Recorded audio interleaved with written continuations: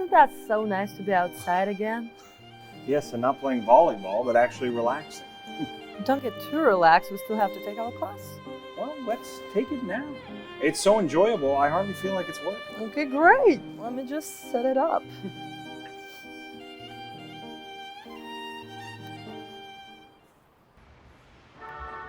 Hello and welcome to the United Arts Studies, bringing you together to learn what you choose.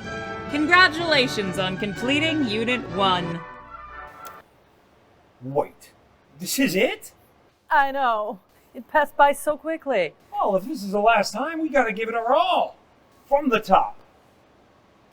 Hello and welcome to the United Arts Studies, bringing you together to learn what you choose.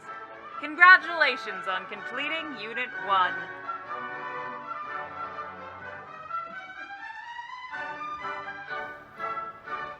Let's meet today's artist, Edgar Degas. Degas, born in 1834, is a French artist and one of the founders of the Impressionist movement. Born by a wealthy Frenchman and Creole mother, Germain Edgar Degas was the oldest of 5 children. The artist later changed his name to the version we now know in an attempt to seem less aristocratic. Degas enjoyed painting from a young age, enrolled in art school, and worked non-essentially as an historical painter for the Louvre as a copyist.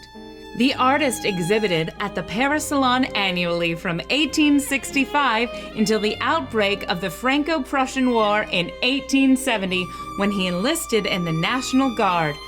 After the war, he traveled to Louisiana to reunite with the rest of his family. Whilst there, Edgar painted several pieces of his family, including a cotton office in New Orleans, his only work to sell to a museum during his lifetime. However, his sojourn was cut short by the news of his father's grave illness. His father's death revealed the enormous debts of Edgar's brother René, making Degas dependent on his artwork for the first time. More motivated than ever, he formed a new group of artists that became known as the Impressionist. During that period, Degas created the majority of his works and his most recognizable pieces, both working in oils and pastels. Family members, horses, busy cafes, bathers, and especially dancers were captured in these painted snapshots.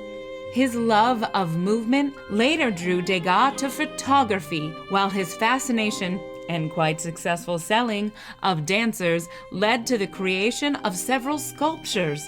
This includes the controversial, realistic Little Dancer, the only statue exhibited during his life. Much like this young ballerina, Degas stood alone in his own life as well. His belief that a painter could have no personal life left him a forever bachelor, while his political prejudice and argumentative nature in his final years pushed away the few friends he had.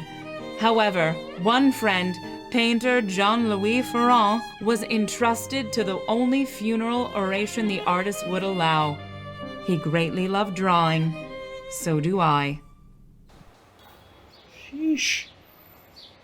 Should we click the subjects we would like to know more about? A mutilated friendship. One of the scarce relationships Degas had was with fellow Impressionist Edouard Manet.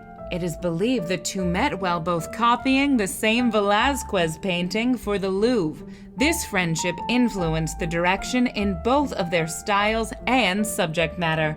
Later, Degas gifted the painting Monsieur and Madame Edouard Manet to its titular subjects. However, upon his next visit to their house, Edgar found the painting slashed through at Madame Manet's face, rumored to have been mutilated by Manet himself. Degas took the painting back, and while the two stayed in contact, the rift in their friendship was never repaired.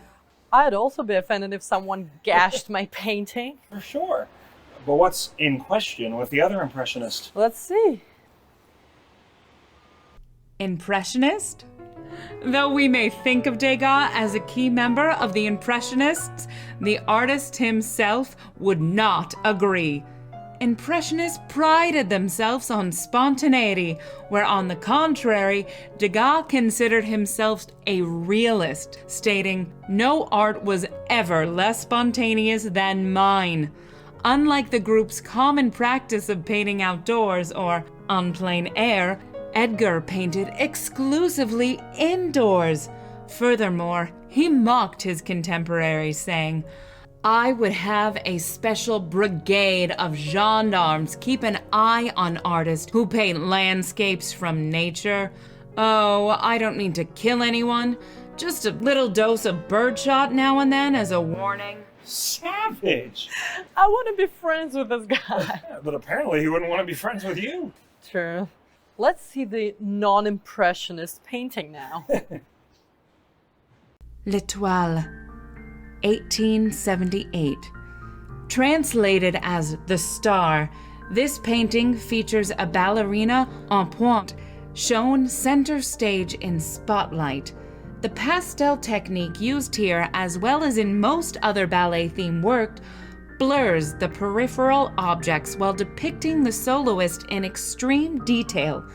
Degas blamed this effect on his vision problems discovered during the war, but true admirers find it as part of his genius capturing motion. The dark figure in the background represents the harsh realities waiting off stage.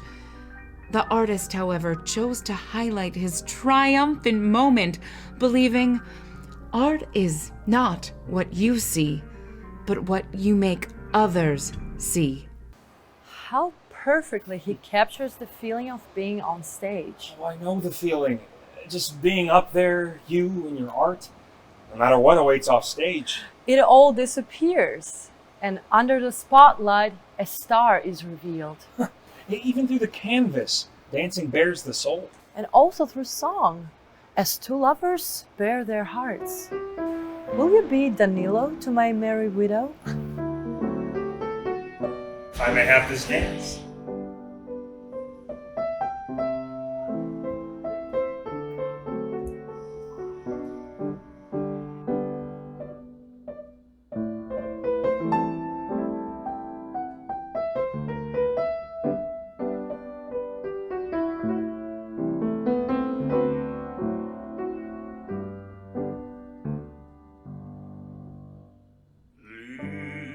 Lippen Schweigen, Soßen Geigen, hat mich lieb.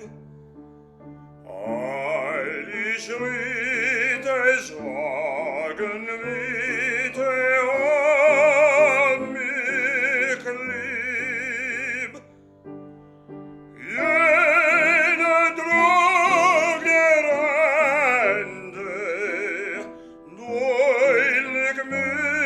beschrieb. Sagt klar, es ist wahr, du